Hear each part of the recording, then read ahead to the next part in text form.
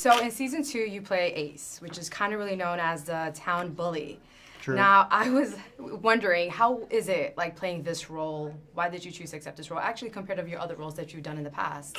I mean, I just kind of look at them all the same. You know, you look at them, and if they seem like somebody that might be interesting to play. I mean, I've played a fair amount of not so nice people in the past, and so this was yet another one. But yeah, this was a fascinating sort of adventure for me. This whole show. So I jumped at the opportunity. Now you play Ace's brother. Yes. This is an anthology series, so I always wonder, are actors more inclined to take on this role considering that it's just one season and it's not like ongoing and it lets you participate maybe in other shows? I think that might be the case sometimes, but the one season thing is, I feel like is kind of a newer thing, maybe a little bit. Okay.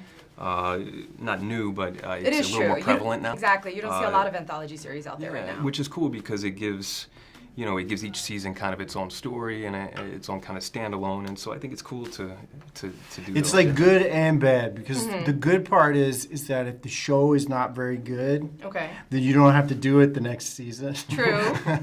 No, but if it's but also, you know, in our business we're always looking to, like, you know, it's nice to have a little job security, and so it's true. It's And sad. this season is tough too Yeah, because it's it's sad. such an exciting season. Yeah. I'd It love is. to come back Yeah. and do a season 2. Yeah, you know, you want, when you meet people, like, this has been a really great experience, and so for me, you know, I'd be happy to sign up for 6 or 7 years. I know this was also inspired by like the Stephen King's like library and his novels. Did you guys ever read his novels before, kind of get familiar with his work and his themes? I read quite a few when I was a teenager. Pet Sematary was the one Your that favorite? just kind of messed me up for a while. Yeah, That was yours. I did not like cats for the longest time after that. Really? Yeah, but I was young, and his works I've read quite a few since, but Pet Sematary was. Number 1. What about number you? one. I like The Stand. Okay. You know, The Stand was sort of I mean, I've read a few, Shining and It is really scary. But I always loved The Stand. I felt like he has a kind of insidious horror. You know, there's like a forgetfulness that is sort of a part of the sort of general psyche of the people that I find really interesting and scary, but also, you know, he just sort of puts his people in scary sort of situations that they've created kind of themselves. Okay. Not only are there, you know, cars that kill people and dogs and things like that, but there's also, you know, kind of self-perpetuated horror, which I think is really interesting by him. I did a lot of research and I saw that you're a type 1 diabetic. True that. And you do a lot of, I guess, advocacy for I do. diabetes.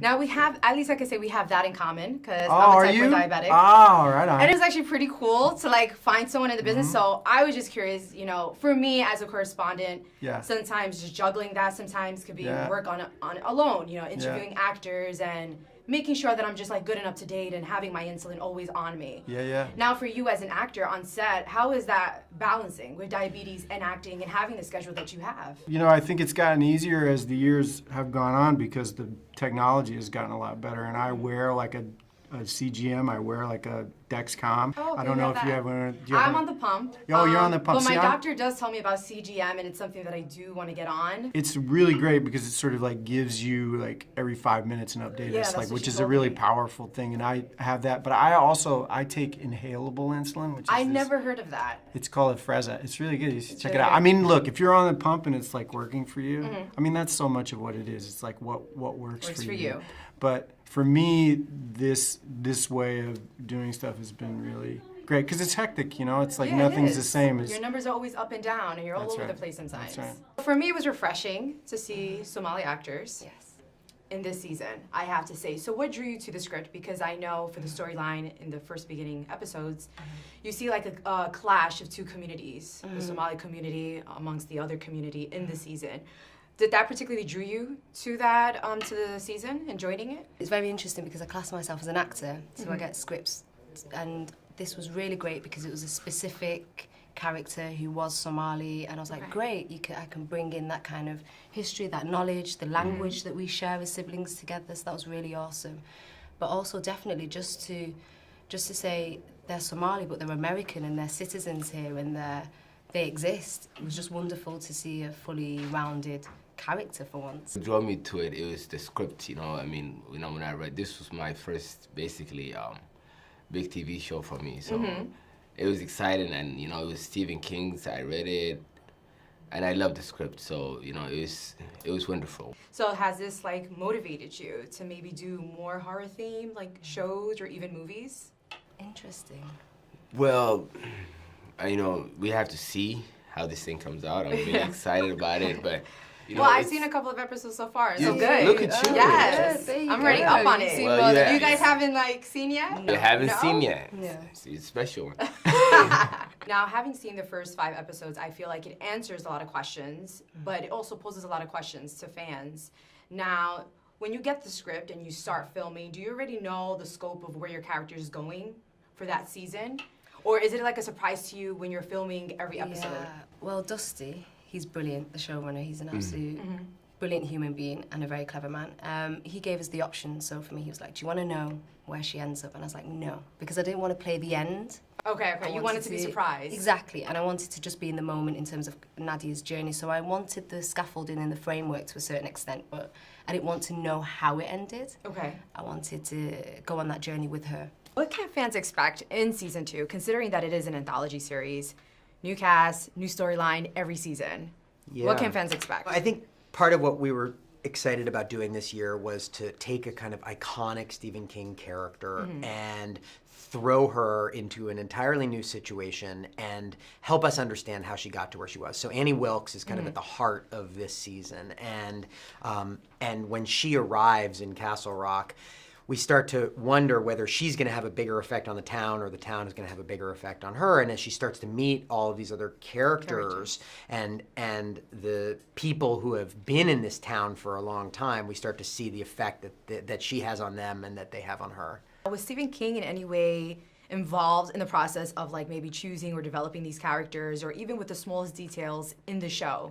Stephen has been incredibly supportive, and I think part of what I was afraid of course, at the beginning was taking this iconic character that had sort of so defined an era and was one of the great villainesses and creating a whole backstory for her. And so one of the things that I talked a lot with Stephen about was how to do that, what parts of it were sacred to him, what parts of it felt like we had to sort of keep on what we knew about the character, and then what parts we had more flexibility with. I love the fact that you included him in that. Now, after season 1, what did he think about season 1? I'm curious. Well, Steve's an incredibly lovely guy, and so I think that even if he hated it, he would have said that he enjoyed it. Yeah. But that said, he seemed to really, I think, engage with the idea that we had sort of spun out this entirely new story in the, written a song in the key of Stephen King, and I think that he especially connected to the storyline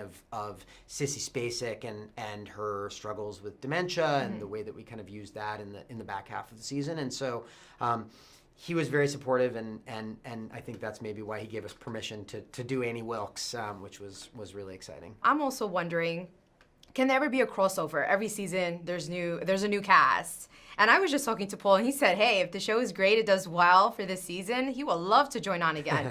So would that ever be a possibility in the future where maybe characters can cross over to the other seasons? Absolutely. I mean, one of the things that Stephen King does that's so amazing is he'll sort of plant these characters that you'll see in one book, and then they'll come back 10 books later in a totally different context. So, like, there's a character in Salem's Lot, the book, that reappears in the Dark Tower, and I think the idea of being able to not only work with some of these amazing actors again, but also to take these storylines even further, or to flash back to a part of the storyline we hadn't seen before, is really exciting. I mean, I think we wanted to tell, it's an anthology, but at the same time, Sam and I, when we first came up with the idea for the show, is that we were going to tell an 8-season-long story that kind of connected all of these threads, just maybe not in exactly the way that you expect.